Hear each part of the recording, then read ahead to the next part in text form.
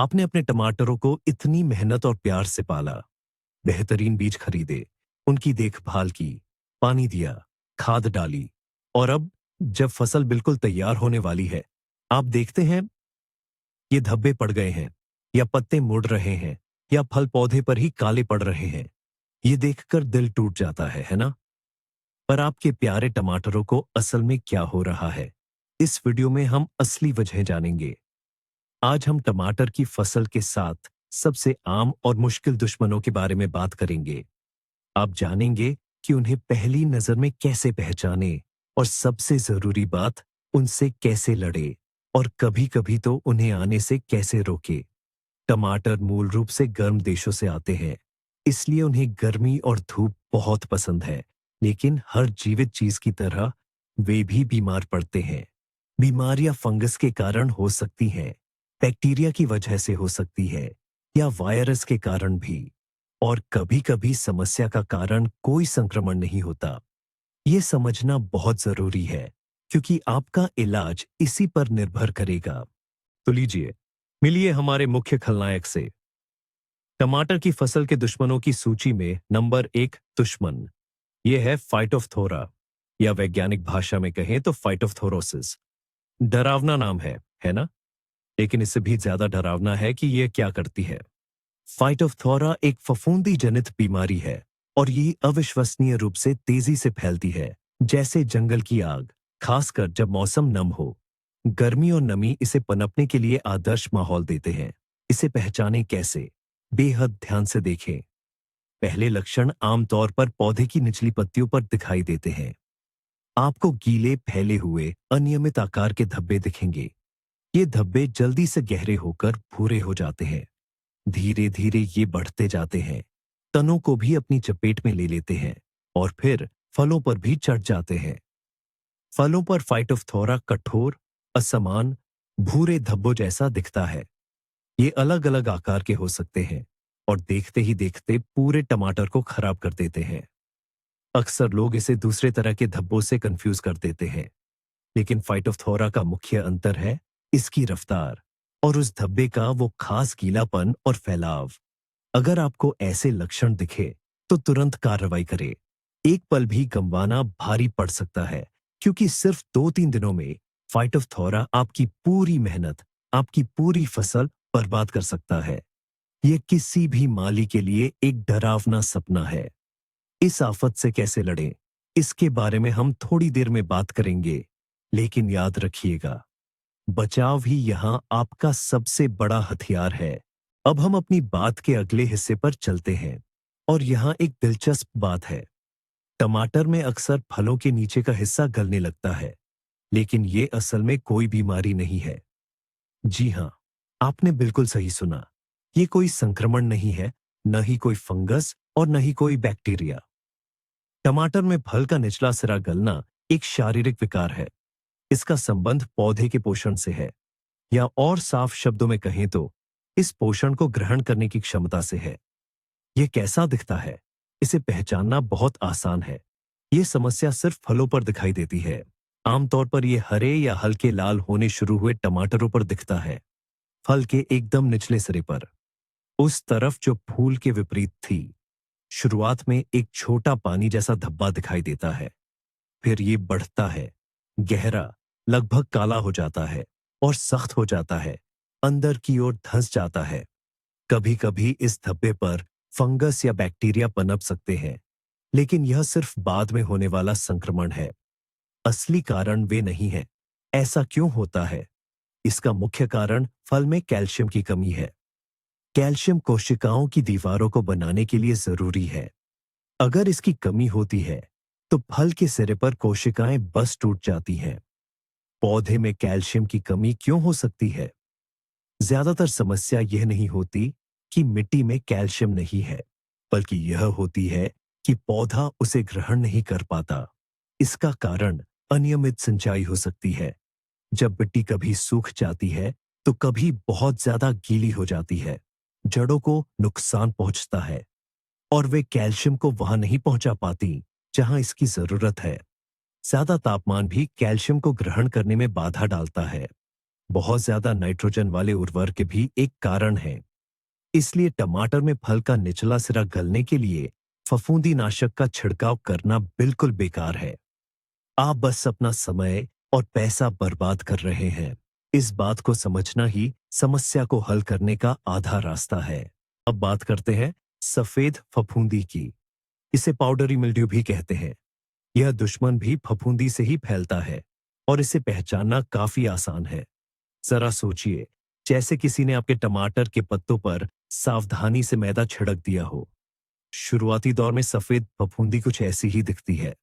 आपको पत्तों पर सफेद या हल्के भूरे रंग की परत दिखेगी। ये आमतौर पर पहले पत्तों की ऊपरी सतह पर आती है। तनों पर भी हो सकती है। ये परत पाउडर जैसी लगती है। समय के साथ ये और गाढ़ी हो सकती है और पूरे पौधे पर फैल सकती है। अगर कुछ न करे तो इस परत के नीचे के पत्ते पीले पड़ने लगते हैं, मुड़ने लगते हैं और अंत में सूखकर गिर जाते हैं। सफेद फफूंदी कुछ खास मौसम में तेजी से पनपती है। इसे तापमान का उतार चढ़ाव पसंद है, जैसे जब दिन में गर्मी हो और रातें ठंडी हो, और एक खास तरह की नमी, न बहुत ज्यादा न बहुत कम। यह अक्सर पॉलीहाउस ग्रीनहाउस में पाई जाती है, जहां हवा का आवागमन कम हो या जहां पौधे बहुत घने लगाए गए हों। सफेद फफूंदी पौधे को कमजोर कर देती है। पौधा फफूंदी से लड़ने में अपनी ताकत लगाता है, फल बनाने के बजाय। इससे पैदावार कम हो जाती है और फल छोटे रह सकते हैं या उनका विकास ठीक से नहीं होता। फाइटोफथोरा के मुकाबले सफेद फफूंदी पौधे को जल्दी नहीं मारती, लेकिन उसे बहुत थका देती है और दूसरे कीड़ों और बीमारियों का शिकार बना देती है। इससे भी सही समय पर निपटना जरूरी है। शुरुआती लक्षण दिखते ही प्रतिरोधी किस्में लगाना, अच्छी हवा देना और सही मात्रा में पानी देना, ये तो आधार है। लेकिन अगर परत दिखना शुरू हो गई है तो खास दवाएं आती है। जैविक, बायोलॉजिकल और रासायनिक, केमिकल, दोनों तरह की। चुनाव इस बात पर निर्भर करता है कि पौधा कितना प्रभावित हुआ है और आपकी क्या पसंद है। लेकिन सबसे जरूरी बात यह है, हालात को बिगड़ने न दें, नहीं तो आपका हरा भरा टमाटर का पौधा एक उदास कंकाल जैसा हो जाएगा। हमारी सूची में अगला मेहमान है सेप्टोरिया, या जैसा कि इसे पत्तों पर सफेद धब्बे भी कहते हैं। यह फंगस मुख्य रूप से टमाटर के पत्तों पर हमला करता है और यह बहुत चालाकी से करता है। सेप्टोरिया को दूसरे तरह के धब्बों से कैसे पहचाने? धब्बों के आकार और रंग पर ध्यान दें। सेप्टोरिया होने पर पत्तों पर छोटे गोल धब्बे दिखाई देते हैं। शुरू में ये पानी जैसे लग सकते हैं, फिर ये बीच में हल्के हो जाते हैं, लगभग सफेद या हल्के भूरे रंग के हो जाते हैं, और इनके किनारे पर एक साफ गहरी किनारी होती है। अक्सर हल्के धब्बे के बीच में एक छोटी काली बिंदी देखी जा सकती है। ये फंगस के फ्रूटिंग बॉडीज हैं, जिन्हें पिक्निडिया कहते हैं। ये छोटे छोटे काले बिंदुओं जैसे दिखते हैं। सेप्टोरिया बाकी कई फफूंदी रोगों की तरह नमी पसंद करता है। ये ज्यादा नमी वाली स्थितियों में अच्छी तरह पनपता है, जैसे लगातार बारिश होने पर या ज्यादा ओस गिरने पर। फंगस के बीजाणु हवा और पानी की बूंदों से फैलते हैं। यह संक्रमण आमतौर पर नीचे के पत्तों से शुरू होता है और धीरे धीरे पौधे पर ऊपर की ओर फैलता है। गंभीर सेप्टोरिया संक्रमण से पत्ते समय से पहले पीले पड़ जाते हैं और गिर जाते हैं। पौधा अपनी हरी पत्तियां खो देता है। प्रकाश संश्लेषण बाधित होता है। ये पौधे को बहुत कमजोर कर देता है। पैदावार कम हो जाती है। फल छोटे रह सकते हैं या शायद पक भी ना पाए। सेप्टोरिया से मुकाबला किया जा सकता है। जरूरी है कि संक्रमित पत्तों को हटाकर नष्ट कर दिया जाए। फसल काटने के बाद क्यारी में पौधों के अवशेष न छोड़े। फसल चक्र का पालन करें और जरूरत पड़ने पर फफूंदी नाशक दवाओं का इस्तेमाल करें। जैसे ही आपको खास धब्बे नजर आए, उपाय करना शुरू कर दें, वरना आप काफी पत्ते खो सकते हैं और जाहिर है पैदावार भी कम हो जाएगी। अब हम एक ऐसी अप्रिय समस्या पर बात करते हैं, जो है पौधों का मुरझाना। और इसमें भी कुछ खास बातें हैं, क्योंकि मुरझाने के कई अलग अलग कारण हो सकते हैं। सबसे आम कारणों में से एक है फुसेरियम विल्ट, फुसारियम विल्ट। यह एक फंगल संक्रमण है जो जड़ों के माध्यम से पौधे के अंदर प्रवेश करता है। फुसेरियम कैसे दिखाई देता है?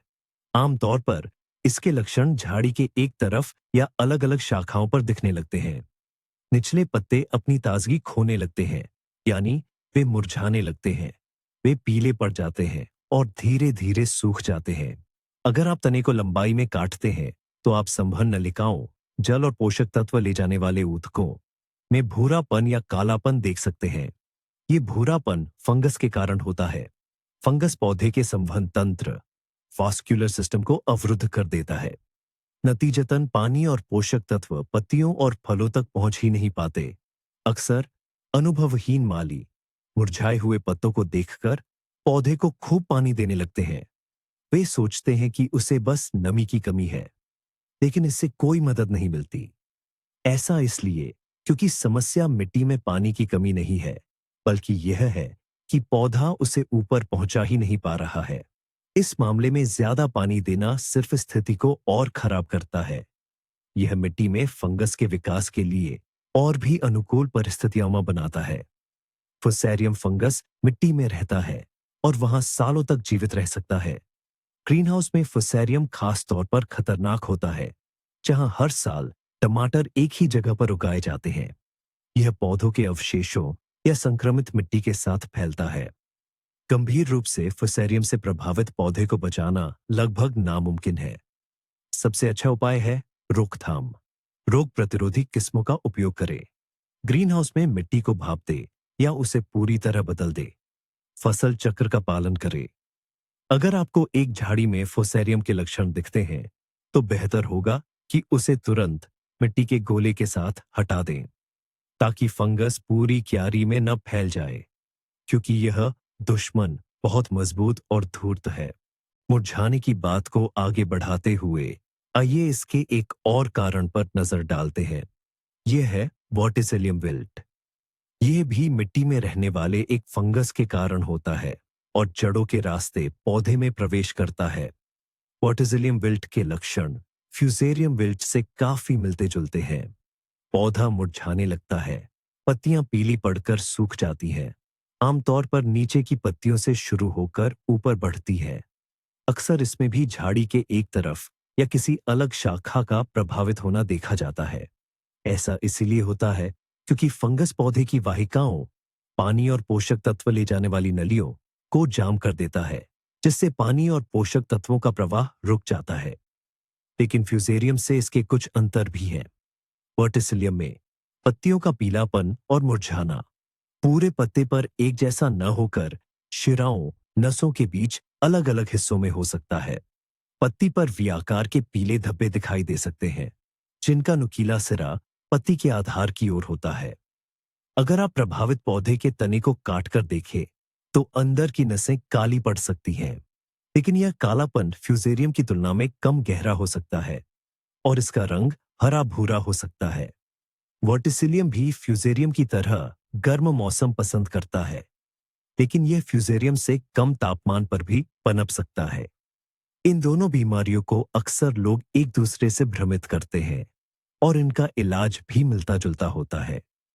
क्योंकि फंगस मिट्टी में और पौधे के अंदर होता है, इसलिए इनसे लड़ना बहुत मुश्किल है। फ्यूजेरियम की तरह वर्टिसिलियम विल्ट के खिलाफ भी सबसे अच्छी रणनीति रोकथाम है। वर्टिसिलियम प्रतिरोधी किस्में चुनें, फसल चक्र अपनाएं, यानी एक ही जगह पर लगातार कई सालों तक टमाटर जैसी फसलें न उगाएं। अगर बीमारी दिखे, तो प्रभावित पौधों को तुरंत निकालकर जला दें या नष्ट कर दें। दुर्भाग्य से अभी तक कोई भी ऐसा प्रभावी इलाज नहीं है जो एक बार संक्रमित हो चुकी झाड़ी को पूरी तरह से बचा सके। इसीलिए सारी शक्ति संक्रमण को होने से रोकने पर ही लगानी चाहिए। सूची में 7वां खिलाड़ी, लेकिन कम खतरनाक नहीं, यह है टमाटर का मोज़ेक वायरस। और यहां कहानी बिल्कुल अलग है, क्योंकि ये न तो फफूंदी है और न ही बैक्टीरिया, बल्कि एक वायरस है। मोज़ेक रोग कैसे दिखता है, इसका नाम ही काफी है। प्रभावित पौधे की पत्तियां चितकबरी हो जाती हैं। उन पर हल्के हरे और गहरे हरे रंग के अलग-अलग हिस्से दिखने लगते हैं, जो एक मोज़ेक पैटर्न जैसा लगता है। पत्तियां विकृत हो सकती हैं, सिकुड़ सकती हैं या छोटी रह सकती हैं। पूरा पौधा मुरझाया हुआ या कमजोर दिखने लगता है। पौधे का विकास धीमा पड़ जाता है। मोजेक फलों पर भी दिखाई दे सकता है। फल टेढ़े मेढ़े, छोटे या पकते समय उन पर असमान रंगत आ सकती है। वायरस के हमले से पैदावार बहुत कम हो जाती है और फलों की गुणवत्ता खराब हो जाती है। मोजेक वायरस बहुत संक्रामक होता है। यह आसानी से फैलता है। यह संक्रमित बीजों, मिट्टी या यहाँ तक कि बागवानी के औजारों से भी फैल सकता है। खासकर टमाटर की कटाई छंटाई या पौधे को कोई भी नुकसान पहुंचने पर यह वायरस आसानी से फैलता है। अगर आपने किसी बीमार पौधे की कटाई छंटाई की और फिर उसी औजार से स्वस्थ पौधे पर काम किया, तो वायरस फैल जाएगा। कुछ कीट भी इस वायरस को फैला सकते हैं, जैसे एफिड्स, माहू या थ्रिप्स। सबसे बुरी बात यह है कि वायरल बीमारियों का लगभग कोई इलाज नहीं है। अगर पौधा एक बार इस रोग से संक्रमित हो गया, तो उसे बचाया नहीं जा सकता। इससे लड़ने का एकमात्र तरीका है संक्रमित पौधों को तुरंत हटाना और नष्ट कर देना। जैसे ही इसके पहले लक्षण दिखे, तुरंत, ताकि वायरस पड़ोसी पौधों तक न फैल सके। मोजेक से बचाव के लिए स्वस्थ बीजों का इस्तेमाल करना जरूरी है। इन्हें भरोसेमंद विक्रेताओं से खरीदना बेहतर है। ग्रीन हाउस और क्यारियों में साफ सफाई बनाए रखना, औजारों को कीटाणु रहित करना और उन कीटों से लड़ना जो वायरस फैला सकते हैं। याद रखें, अगर आपको पत्तियों पर मोजेक पैटर्न दिखे, तो यह खतरे की घंटी है। आपकी फसल खतरे में है। लेकिन चलिए वापस आते हैं उन सबसे डरावने पलों पर, उन हालात पर जब लगता है कि सब कुछ खत्म हो गया है। याद है हमने फाइटोप्थोरा की बात की थी। ये फफूंदी बीमारियों की दुनिया का असली स्प्रिंटर है। ये इतनी तेजी से पनप सकती है कि आपको पता भी नहीं चलेगा, खासकर हल्की बारिश के बाद या धुंध भरी सुबह में। सिर्फ एक रात में असरग्रस्त पत्ते और फल एक गीले सड़ते हुए ढेर में बदल सकते हैं। और अगर समय पर कदम न उठाए गए, तो ये सभी पौधों पर फैल जाएगा। खतरा पूरा और भयानक है। यहाँ हर मिनट मायने रखता है। पर कहानी में असली ट्विस्ट अब आता है। क्या आपको याद है वह शिरागलन या ब्लॉसम एंड रोट? फलों के सिरे पर काले धब्बे। कई माली इसे देखकर तुरंत सोचते हैं, अरे फफूंदी लग गई, जल्दी से कुछ छिड़काव करना होगा। और तुरंत फफूंदीनाशक, फंगिसाइड पकड़ लेते हैं। लेकिन जैसा कि हम पहले ही जान चुके हैं, यह एक गलती है। ये कोई संक्रमण नहीं है।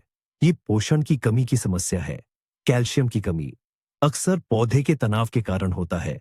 गलत सिंचाई से, गर्म मौसम से या बहुत ज्यादा खाद से। ये समझना सब कुछ बदल देता है। आप फफूंदी से नहीं लड़ रहे हैं, आप खेती से जुड़ी समस्या हल कर रहे हैं। सिंचाई को सही करना होगा, शायद कैल्शियम डालना पड़े और खाद की मात्रा सही करनी होगी। यही है असली कहानी में ट्विस्ट। गलत इलाज सिर्फ नुकसान पहुंचा सकता है। और क्या होगा मुरझाने वाली बीमारियों का? फ्यूजेरियम, फ्यूसारियम, वर्टिसिलियम, वर्टिसिलियम या मोजेक वायरस। दुर्भाग्य से इनमें से कई बीमारियों के लिए, खासकर जब वे गंभीर रूप ले चुकी हों, प्रभावी इलाज मौजूद नहीं है। वायरस को फफूंदी की तरह मारा नहीं जा सकता। जो फफूंदी पौधे के अंदर घुसकर उसकी नसों को ब्लॉक कर दे, उसे निकालना बहुत मुश्किल है। यहाँ एक और मुश्किल मोड़ है। कभी कभी हार माननी पड़ती है। बीमार पौधे को हटाना पड़ता है बाकी पौधों को बचाने के लिए। यह दुखद है, लेकिन जरूरी है। इसलिए टमाटर की बीमारियों से लड़ने में सबसे महत्वपूर्ण बात यह है रोकथाम का महत्व समझना और जानकारी की ताकत को भी। यह समझना कि असल में हुआ क्या है, क्यों हुआ है, और उसके बाद ही लड़ने का तरीका चुने। हर लक्षण का मतलब छिड़काव नहीं है। हर बीमारी का इलाज नहीं हो सकता। लेकिन हर बीमारी को रोकने की कोशिश की जा सकती है, या कम से कम उसकी गति धीमी की जा सकती है। लेकिन आइए सबसे खतरनाक पलों पर वापस चले। फाइटोप्थोरा या झुलसा रोग पूरे खेत को शाब्दिक रूप से कुछ ही दिनों में बर्बाद कर सकता है, खासकर नम या बारिश के मौसम में। यह उसके लिए सबसे मुफीद समय होता है। अगर आपको इसके पहले लक्षण दिखे, तो तुरंत कार्रवाई करें। समय बहुत कम होता है। अब बात करते हैं वेर्शीन गलन, ब्लॉसम एंड और रॉट की। जैसा कि हमने बताया, यह कोई फफूंदी नहीं है। यह कैल्शियम की कमी के कारण होता है। अक्सर अनियमित पानी देने से या बहुत ज्यादा तापमान से या फिर बहुत ज्यादा नाइट्रोजन खाद डालने से? सही पानी और उचित खाद से स्थिति सुधारी जा सकती है। कारण को समझना ही मुख्य समाधान है। जहां समस्या पानी देने में है, वहां फफूंदीनाशक डालने की जरूरत नहीं। याद रखें, सबसे जरूरी है रोकथाम। सही फसल चक्र, सेवोबोरोत, प्रतिरोधी किस्मों का चुनाव, अच्छी हवा का संचार और सही पानी देना, यह तो पहले ही आधी जीत है। जब बीमारी आ जाती है तो लड़ना ज्यादा मुश्किल होता है, लेकिन दुश्मन को जानने से आपके पास मौका होता है। पूरा वीडियो देखने के लिए धन्यवाद। उम्मीद है ये वीडियो आपको इस मौसम में या अगले मौसम में अपनी फसल बचाने में मदद करेगा। अगर आपको कुछ नया सीखने को मिला हो तो लाइक जरूर करें और ऐसे ही बागवानी और खेती से जुड़े अन्य जानकारी भरे वीडियो देखने के लिए चैनल को सब्सक्राइब करना न भूलें। और आपसे मेरा मुख्य सवाल ये है, टमाटर की किस बीमारी से आपको सबसे ज्यादा परेशानी हुई है और आपने उससे कैसे निपटा? अपने अनुभव कमेंट्स में जरूर बताएं। ये दूसरे दर्शकों के लिए बहुत मददगार होगा। अगले वीडियो में मिलते हैं